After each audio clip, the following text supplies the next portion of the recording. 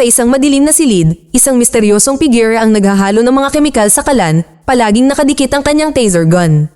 Pagkatapos ay pinatulog niya ang kanyang biktima gamit ang isang iniksyon at tinakpan ng kanyang dibdib at mukha ng plaster na nagiiwan lamang ng mga butas para sa kanyang mga mata at ilong.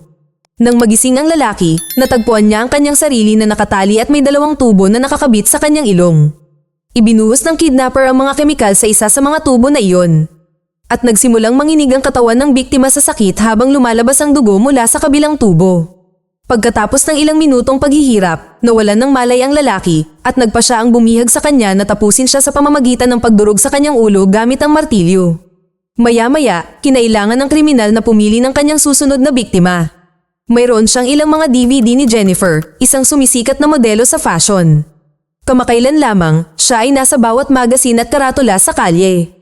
Bagamat mahal niya ang kanyang trabaho, sa kanyang mga pribadong sandali, iniisip niya kung ang kanyang aso lamang ang tunay na nagmamahal sa kanya. Isang gabi, si Jennifer ay nasa kalye at may naririnig na malapit sa kanya. Sinusundan siya ng misteryosong kriminal at nire-record ang lahat ng kanyang ginagawa. Walang makita si Jennifer, ngunit nagmadali pa rin siyang sumakay sa kanyang kotse at umalis. Sa club, nakatanggap si Jennifer ng text mula sa kanyang manager na nagkansela sa kaganapan. Nang humigop siya ng kanyang inumin, nakaramdam siya ng matinding pagkahilo, kaya pumunta siya sa banyo upang magpahinga. Bigla, may narinig siyang gumagalaw sa likuran niya, ngunit wala siyang makitang tao nang lumingon siya. Pagkatapos ay tiningnan niya ang koridor at nagulat nang mapansin ang isang video camera. Tiningnan niya ng mas malapitan at nakakita ng kuha ng kanyang sarili bago may kamay na humawak sa kanya mula sa likuran upang pakalmahin siya. Ilang sandali pa, nagising si Jennifer sa isang kakaibang silid. May magandang tanawin sa bintana, ngunit nang lumapit siya, nawala ang imahe at nagpakita ng isang pader. Nakabukas ang mga ilaw, at sinubukan ni Jennifer na makahanap ng paraan upang makatakas, ngunit walang mga bintana, at ang tanging pinto ay nakakandado. Habang tumitingin siya sa paligid, napagtanto niya na lahat ng bagay ay mga bagay mula sa kanyang apartment. Nang tanungin niya kung nasaan siya, bumukas ang isang drawer sa dingding. Sa loob, may isang baso at isang card na nagpapaliwanag na ang inumin ay purong bitamina na mabuti para sa kanya. Galit na inihagis ni Jennifer ang salamin sa dingding, pagkatapos ay sinimulan niyang basagin at ihagis ang lahat ng mga bagay sa silid habang iniinsulto ang bumihag sa kanya. Biglang napuno ng gas na pampatulog ang silid at sinubukan ni Jennifer na takpan ang kanyang mukha ng basahan, ngunit nawalan pa rin siya ng malay. Nang magising siya muli, nakatali siya sa isang upuan sa loob ng isang nakakatakot na lab. Isang screen sa harap niya ang nagpatugtog ng isang nakakatakot na recording ng isang dating biktima na binuhusan ng asido. Napasigaw si Jennifer sa takot nang makita niya ang isang showerhead sa itaas niya at nagmakaawa ng buksan ito ng mamamatay tao. Bago pa man bumagsak ang mga unang patak, nawalan na siya ng malay. Maya-maya, nagising si Jennifer sa kama na may nakalagay na benda na may mantsa ng dugo sa kanyang mukha. Agad siyang pumunta sa salamin upang tanggalin ang mga ito, ngunit isang peklat lamang ang nakita niya. Gayunpaman, nang hilahin niya ito, natuklasan niyang peke ito. Biglang bumuhos ang tubig sa shower at tumakbo palayo si Jennifer sa takot. Pagkatapos ay bumukas ang drawer sa dingding at nakakita siya ng isang magazine na may mukha niya kasama ang isang susi para sa isang locker. Binuksan niya ito at nakakita ng ilang damit, ngunit tumanggi siyang isuot ang mga ito. Sa sandaling iyon, isang tili ang nagsimulang umalingaw-ngaw sa silid at ang mga ilaw ay naging sobrang liwanag na sumakit sa tainga at mata ni Jennifer. Natigil ito nang kunin niya ang mga damit mula sa drawer, ngunit muling nagpatuloy ang pagpapahirap nang masira niya ang damit. Dahil sa labis na sakit, inihagis ni Jennifer ang kumot sa kama at nagtago sa ilalim. Sa sahig, nakakita siya ng isang nail file at nagpas siyang itago ito. Pagkalipas ng ilang oras, nagising si Jennifer at gumulong mula sa kama na may plano sa isip. Umakyat siya sa mga furniture at ginamit ang nail file upang tanggalin ang takip ng bentilasyon. Nang mabuksan ang bentilasyon, tumingin siya sa loob at nakakita ng isang putol na kuko mula sa isang dating biktima. Bigla, bumukas ang TV at ipinakita ang isang panayam kay Jennifer habang umaakyat siya sa bentilasyon upang subukang tumakas. Habang gumagapang siya, paulit-ulit siyang nakakaharap ng mga bitag na kailangan niyang iwasan. Tulad ng isang selyo na lumilitaw sa isa pang takip, isang lagare na pumuputol sa kisame, at isang kamera na nagbibigay ng kanyang lokasyon. Kalaunan, lumitaw ang mamamatay tao sa bentilasyon at pinatahimik siya gamit ang isang iniksyon. Nang magising si Jennifer, nakatali na naman siya sa upuan sa laboratorio. Nagmakaawa siya para sa kanyang buhay habang nag-aalok ng pera, ngunit hindi siya pinansin ng mamamatay tao. Itinali niya ang ulo nito at nilagyan ng kung ano ang dibdib nito bago binuksan ang refrigerator, kung saan nakatago ang mga tunay na bahagi ng katawan ng tao. Sa isang blender, naghagis siya ng mata, tainga, at maraming dugo na may iba't ibang piraso. Nang maayos na nahalo ang lahat, ipinasok ng kriminal ang isang embudo sa bibig ni Jennifer at pinilit siyang lunukin ang kakaibang milkshake. Nanginig ang katawan ni Jennifer ngunit wala siyang paraan para pigilan ito at nawalan ng malay. Pagkatapos ay nilinis ng mamamatay tao ang kanyang bibig gamit ang cotton swab at dinilaan ito. Kalaunan ay nagising si Jennifer sa selda at napansin ang liwanag na nagmumula sa isang maliit na siwang sa dingding. Nang silipin niya ito, natuklasan niya ang isang banyo at mga baliw na salita na nakabakat sa mga dingding ng isang selda na katulad ng sa kanya. Biglang lumitaw ang isang mata sa siwang at natumba si Jennifer sa gulat. Pagkatapos ay nagsimulang lumitaw ang mga salita sa dingding. Lumalabas na gawa ito sa salamin at ang mga taong ito ang lumikha ng siwang sa pamamagitan ng pagkamot sa pintura. Ngayon ay nagsusulat siya ng, "Sino ka?" Nakuha ni Jennifer ang sagot at sinagot din ako ng lalaki na naintindihan niya sa pamamagitan ng pagbasa ng mga labi nito. Sunod, ginamit niya ang mga susi ng locker para kalmutin ang mga salitang gaano kahaba at sumagot ito sa pamamagitan ng pagtataas ng kanyang mga daliri, ngunit hindi ito sapat na malinaw para makita. Sa sandaling iyon, namatay ang mga ilaw, ngunit may posporo ang lalaki. Umakyat silang dalawa sa bentilasyon at ipinakilala ng lalaki ang kanyang sarili bilang si Gary habang pinagsasaluhan ang mga posporo. Sinubukan din ni Gary na tumakas ngunit wala siyang nakitang kahit isang labasan. Nagteorya siya na natigil sila sa isang bodega ng alak. Ang kanilang buong pag-uusap ay pinapanood ng bumihag sa kanila sa mga nakatagong kamera. Kalaunan ay tinanggal ni Gary ang sapat na pintura para makita nila ang isa't isa. Gayunpaman, napagtanto rin nila na naririnig na nila ang isa't isa ngayon na nangangahulugang ikinabot ng kanilang bumihag ang mga speaker sa kanilang mga silid. Sinabi ni Jennifer kay Gary na ang misteryosong kriminal na ito ay sinusubaybayan siya at alam ang lahat tungkol sa kanya. Ang kanyang ideya ng impyerno ay pag-iisa na akma sa selda na ito. Habang nakikinig sa pag-uusap, pinahihirapan ng bumihag sa kanila ang mga daga sa pamamagitan ng pagpuno ng kanilang kulungan ng gas. Nang pinatay niya muli ang mga ilaw ng selda, nagsindi ang mga biktima ng ilang posporo. Nanunood din ng TV ang kriminal at inihayag ng balita na hinahanap na ng mga pulis si Jennifer. Maya-maya, nagising si Jennifer dahil sa isang ilaw at natuklasan na ang mamamatay tao ay nasa kabilang selda. Binigyan ng iniksyon si Gary bago namatay ang mga ilaw at sinubukan ni Jennifer na magsindi ng posporo ngunit hindi nagtagumpay. Habang tinatanong niya kung ano ang gusto ng bumihag, nagpapalabas ang TV ng isang video ng panayam sa kanya na nagsasabing natatakot siya sa dilim. Biglang may malagkit na bagay na tumama sa kanyang balikat at sumigaw si Jennifer habang tumatakbo siya papunta sa kabilang pader. Sa sandaling iyon, bumukas ang drawer at nakita ni Jennifer ang isang tasa na may buhangin at ang tarot card para sa binitay. Mayroon ding kahon ng posporo, ngunit nang subukang agawin niya ito, nagsara ang drawer at kinailangan niyang hilahin ang kanyang kamay palabas. Pagkatapos ay lumitaw ang bumihag sa kanya sa likuran niya at mabilis siyang natumba. Pagkatapos ay nagsimulang bumagsak ang buhangin sa ibabaw ni Jennifer. Dahan-dahang ibinaon siya. Nang magising siya, natuklasan niyang nasa loob siya ng isang kahon at nataranta ng mabangga niya ang pader ngunit hindi nagtagumpay. Nagpe-play pa rin ang TV ng kanyang mga panayam habang sinusubaybayan ng isang hourglass ang oras ng pagtakbo ng bitag. Umiinom ang mamamatay tao habang pinapanood ang lahat sa mga kamera. Di nagtagal, ang buhangin sa kahon ay tumaas ng husto kaya't si Jennifer ay naitulak sa kisame. Ang TV sa kwarto ni Gary ay nagsimulang magpatugtog ng kanyang pagdurusa at isang baraha sa tabi nito ay nagtanong kung sulit ba siya. Galit na itinapon ni Gary ang baraha at kumuha ng isang tubo habang sumusumpa siyang mahahanap niya ang mamamatay tao. Sa sandaling iyon, napansin niya na bukas ang grill sa kanyang kisame at makakalabas na siya. Dahil ilang pulgada na lang ang natitirang hangin, inakala ni Jennifer na tapos na ang kanyang buhay.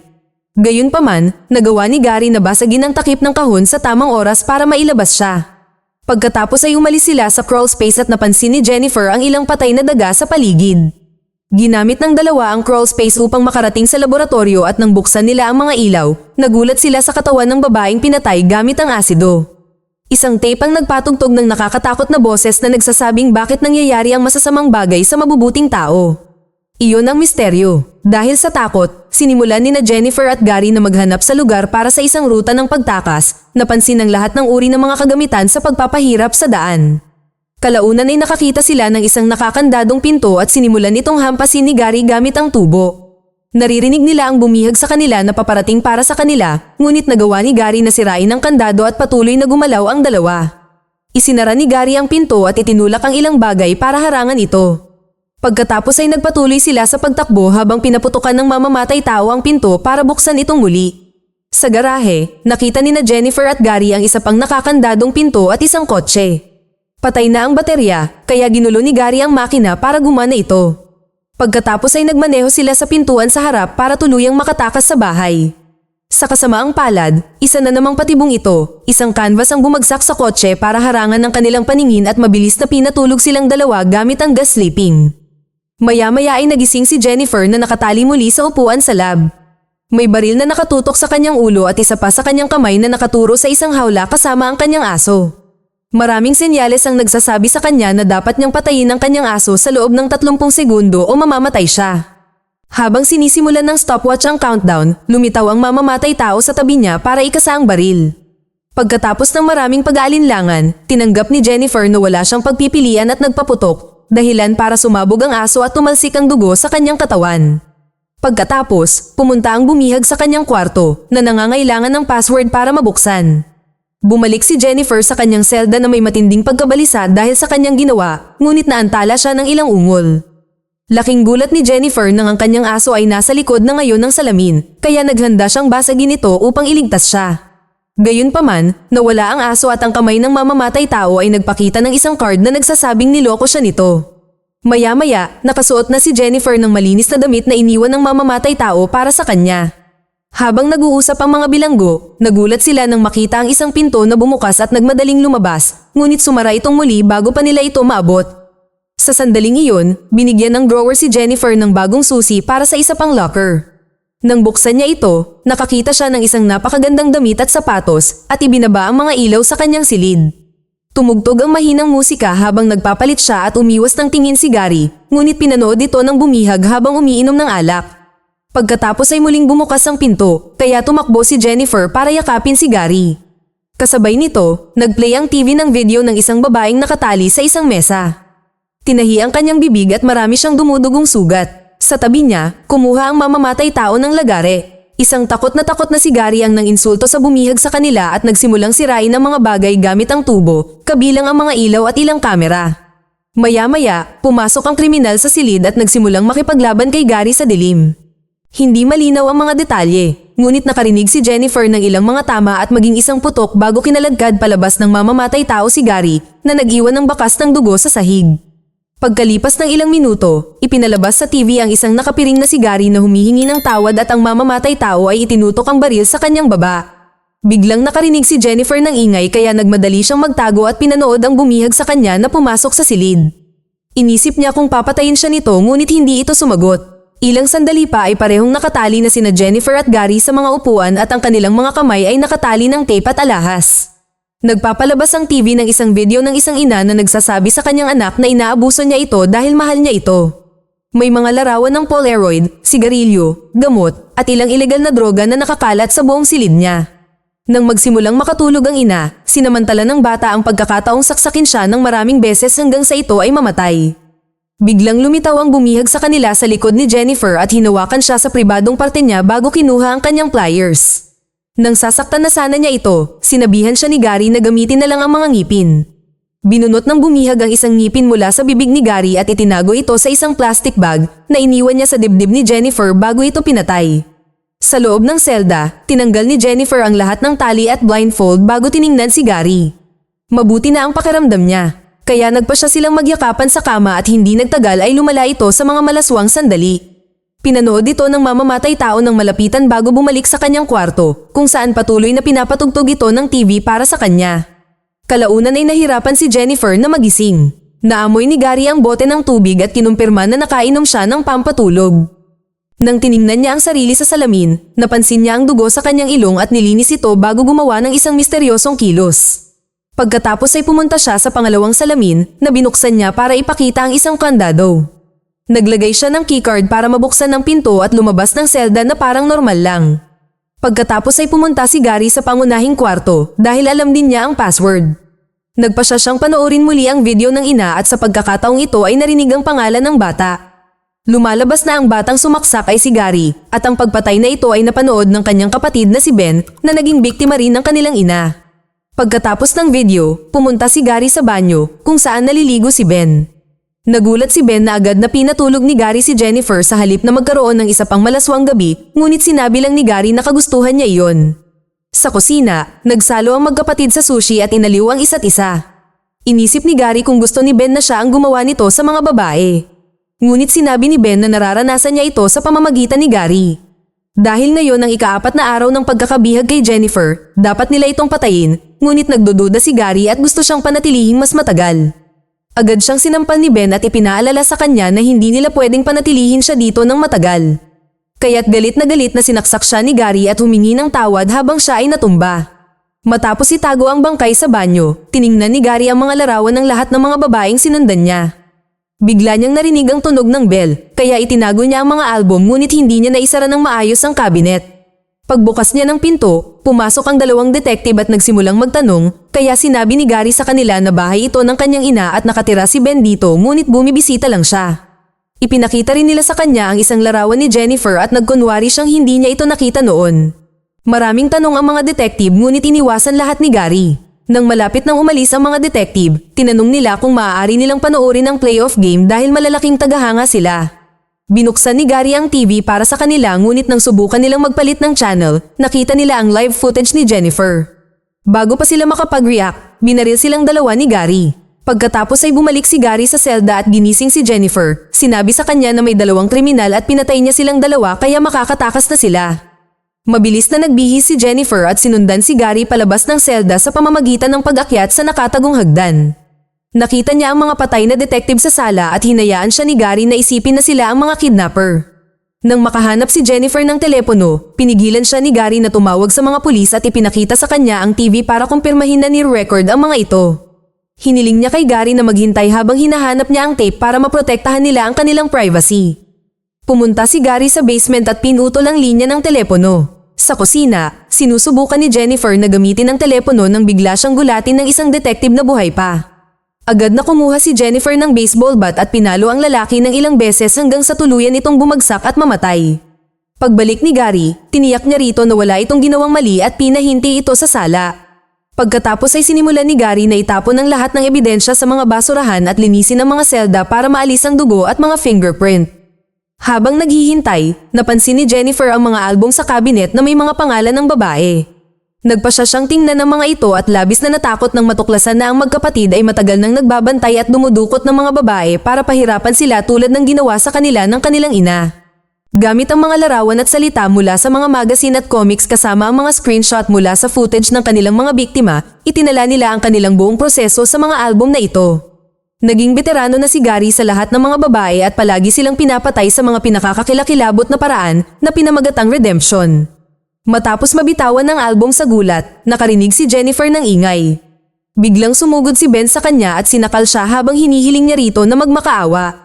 Nasa katawan pa rin niya ang kutsilyo kaya itinulak ito ni Jennifer hanggang sa mamatay siya. Pagkatapos ay tumakbo siya para subukan ng iba't ibang pinto, ngunit lahat ng mga ito ay nakakandado.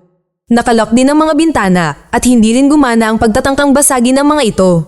Sa sandaling iyon, tumunog ang isang telepono. Sinuri ni Jennifer ang mga bangkay at nakakita ng badge ng pulis, ngunit bago pa niya makuha ang telepono, bumalik si Gary dala ang kamera at sinabihan siyang tulungan siyang maglinis. Habang nagtatrabaho si Jennifer, ipinahayag ni Gary na pag-aari niya ito at hiniling na ipakita ito.